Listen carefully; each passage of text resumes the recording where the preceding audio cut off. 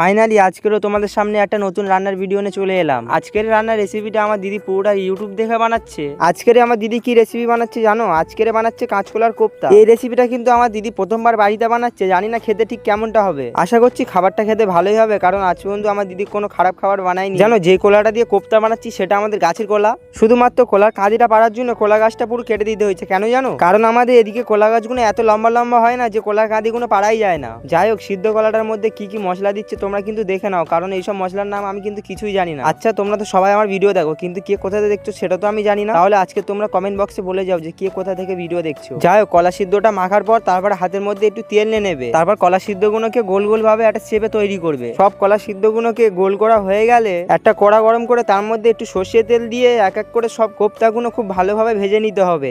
10-5 minute মতন কোপ্তাগুলোকে ভালোভাবে ভেজে নেবে। তারপরে কোপ্তাগুলো ভাজা হয়ে গেলে খুব সাবধানে কোপ্তাগুলোকে তুলে নেবে। তারপরে ওই কড়ার মধ্যে এক এক করে সমস্ত মশলা দিয়ে দেবে।